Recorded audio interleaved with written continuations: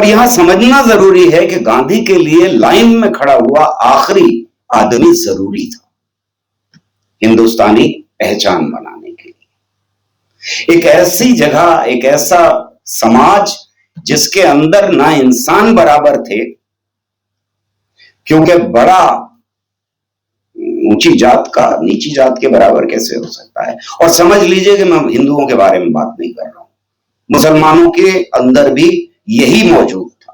सही बात। जातिवाद उतना ही मौजूद था जितना हिंदुओं के अंदर। तो ऊंची जात का नीची जात के बराबर कैसे हो सकता है? औरत मर्द बराबर हो ही नहीं सकते, क्योंकि औरतों को तो हम कह रहे थे कि ताड़न की अधिकारी हैं। किसी भी प्रोफेशन के करने की आजादी हो ही नहीं सकती थी, क्योंकि वो तो आपको अपने जो माँ बाप हैं पूर्वज करते हैं। आप मोची के घर पैदा हुआ, मोची बनेंगे आप, तो प्रोफेशन की भी आजादी नहीं थी। जमीन खरीदना, संपत्ति रखने की कोई आजादी नहीं इस समाज के अंदर। ये एक ऐसा समाज है जो हर तरह से बटा हुआ है, और इस बटे हुए समाज को इकट्ठा करना, तो क्या गारा इस्तेमाल किया जाए? इसकी एक मूर्ति बनानी है जो कम से कम उसका कद उतना बड़ा ना हो जितना इंपीरियलिज्म का था, पर बड़ा होना चाहिए। हर आखिरी आदमी की भागीदारी जरूरी। और हमने आजादी हासिल की तो एक दिन एक अद्भुत बात यह हुई कि एक किताब आ गई, और उस किताब ने कहा तुम सब बराबर हो, और उस किताब ने कहा कि औरत मर्द बराबर है। उस किताब ने कहा कि सबको पढ़ने का हक है। उस किताब ने कहा कि सबको कहीं भी बस जाने का हक है। उस किताब ने कहा कि सबको दौलत रखने का हक। यह बिल्कुल अद्भुत बात थी, पर इसे क्यों एक्सेप्ट कर लिया गया हमारे यहां? जिन लोगों ने इस किताब के ऊपर साइन किए, 300 या कुछ ऐसा नंबर है, उन्होंने क्यों साइन कर दी? इसलिए कि वो इन सारी चीजों में यकीन रखते थे? नहीं, उनमें से ज्यादातर शायद बाबा साहब अंबेडकर के हाथ का पानी भी नहीं पीते। तो फिर क्यों साइन कर दिया? क्या उन्होंने औरतों को घर में बराबरी दे दी थी? नहीं। क्या उन्होंने कोशिश करना अगले दिन से शुरू कर दिया था कि हर बच्चा पढ़ जाए इस मुल्क का? उन्होंने इसलिए साइन कर दिया कि उन्हें यकीन था कि ये पागल लोग हैं, कुछ अंबेडकर हैं, नेहरू हैं, गांधी हैं, वगैरह वगैरह, इनसे अच्छी अंग्रेजी लिखनी आती है, पढ़े लिखे लोग हैं, बाकी दुनिया जहान के सारे उनको चाट डाला है इन लोगों ने, कॉन्स्टिट्यूशंस को ये कर सकते, लिख सकते, लिख लें लोग, पर नाला वहीं रहेगा, हालात नहीं बदलेंगे। लेकिन इस आइडिया ऑफ इंडिया ने अपने को मनवाना शुरू किया। कहीं एक नौजवान उठ खड़ा हुआ, मैं अपनी मर्जी से शादी करूंगा। किसी एक लड़के ने कहा कि मुझे पढ़ना है और 10वां भी पास करके आगे तक पढ़ूंगा। और मेरे बड़े होने तक ये किस्से अक्सर सुनने को मिलते थे कि ऊंची जात के लोगों ने उससे कहा कि तुम पढ़ोगे तो हमारे बच्चों का क्या होगा। ये शायद आज भी कहा जाता हो, कानों में कम पड़ता है। पर ऐसे माहौल के अंदर इस आइडिया ऑफ इंडिया ने अपने को असर्ट करना शुरू किया। इस आइडिया ऑफ इंडिया ने कहा कि नहीं, नौजवान नस्लें पुरानी चीजों को चैलेंज करेंगी, और चैलेंज किया। और तब इस आइडिया ऑफ इंडिया के लिए जो चैलेंज था,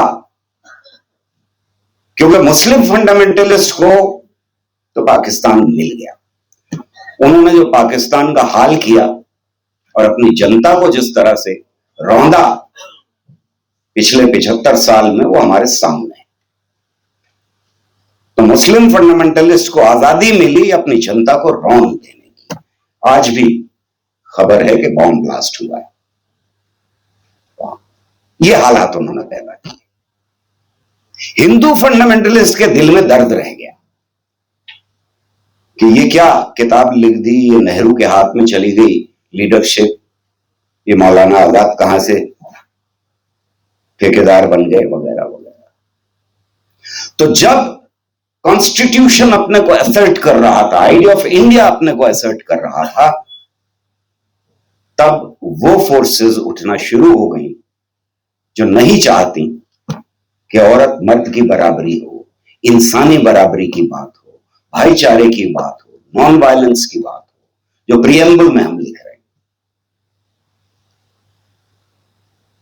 तब फिर लीडरशिप उनके हाथ में जाती है जो 10वां पास हैं, जिनकी बात। और वो क्या कर रहे हैं, वो हमारे सामने है आज। मैं समझता हूं कि अशोक ने बिल्कुल सही बात कही है कि इसलिए नहीं बचाइए कि मुसलमानों के ऊपर हमला हो रहा है, क्योंकि मुसलमानों के ऊपर हमला अगर हो रहा है आज मुल्क के अंदर, तो जाहिर है कि हमें परेशान होना चाहिए, उनके साथ खड़ा होना चाहिए हमको। लेकिन मुसलमान मोनोलिथिक नहीं है कि एक तरह के हैं सारे मुसलमान, नहीं। मुसलमान हो, सिख हो, ईसाई हो, उनके अंदर भी फंडामेंटलिस्ट मौजूद हैं जो इस आइडिया ऑफ इंडिया को नहीं मानते। यह हमें हमेशा एहसास रहना चाहिए। बेशक सही बात है। अगर हम उनसे नहीं लड़ेंगे तो हम इनसे भी नहीं लड़ सकते। और फैशिज्म ने जहां जहां जब भी पैर जमाए हैं, याद रखिए कि माइनॉरिटी उनके लिए सीढ़ी का काम करती है।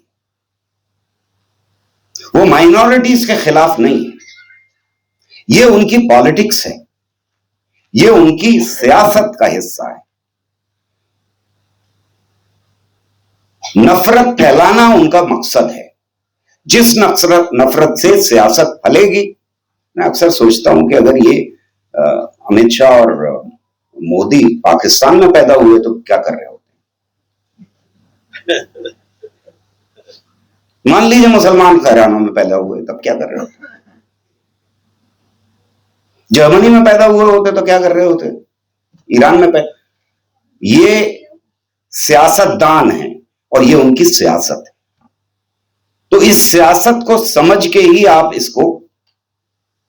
इसका जवाब दे सकते हैं और जवाब तलाश कर सकते हैं। ना दे पाए लेकिन तलाश कर सकते हैं। बहुत आपकी नजरों से नहीं गुजरा होगा, सोच लीजिए एक बार कि इन्होंने गिन करके 10, 15, 20 मस्जिदें गिराई होंगी, लेकिन उसके साथ साथ कितने मंदिर साफ कर दिए।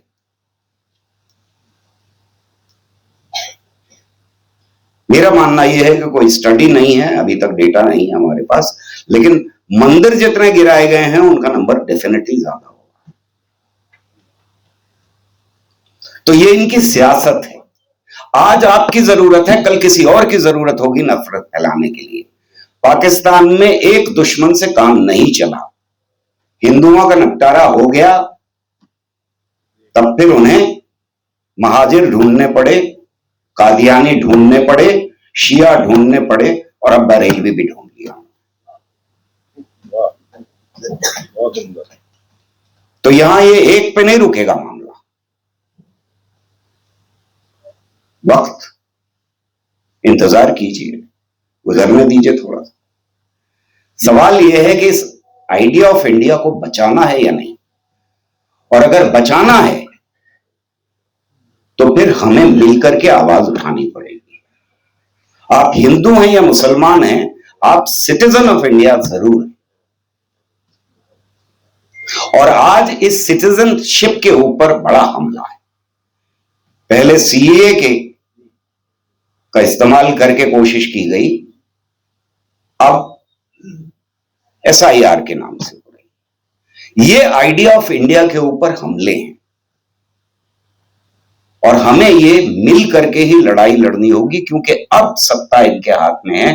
तो इसलिए रोज नई चाल होगी, रोज नए तरह से हमला होगा।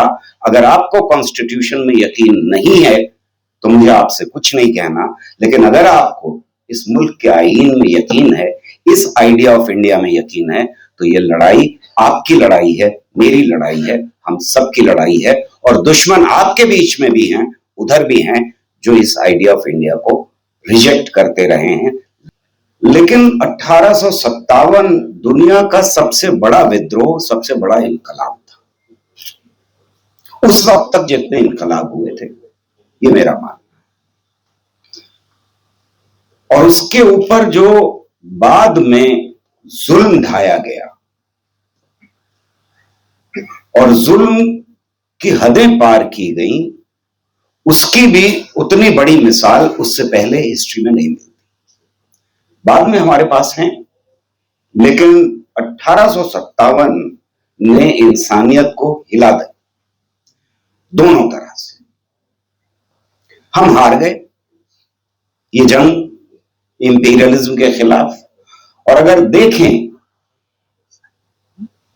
तो ऐसा लगता है कि ये मुल्क पिछले 5000 साल से बटा हुआ था। सवाल हिंदू मुसलमान का नहीं है, पर इसमें दरारें पड़ी, जात की, मजहब की, जबान की, खान पान की, रीजनल, हर तरह की दरारें पड़ी हुई थी। और बाद में जो पॉलिटिकल लीडरशिप, सियासी रहनुमा उभरे, उनको धीरे धीरे ये एहसास हो गया कि ये जो आइडेंटिटीज हैं, ये जो पहचाने हैं, जिनका जिक्र, दो पहचानों का जिक्र बहुत तफसील से अशोक ने किया, वो पहचाने हमें इकट्ठा करके रख नहीं सकती। इसलिए एक नई पहचान की जरूरत थी। वो पहचान क्या हो सकती है? उससे पहले हिंदुस्तानी होने की इंडिया की पहचान मजबूत पहचानों में से नहीं गिनी जाती, तो एक नई पहचान बनाना जरूरी था। ये जो इंपीरियलिज्म था, ब्रिटिश राज जो था, ये हमसे कह रहा था कि हम तुम्हें तहजीब याफ्ता बनाने आए, व्हाइट मैन्स बर्डन के नाम से, और अगर तहजीब याफ्ता नहीं बनोगे तो हम वो करेंगे जो 1857 में किया।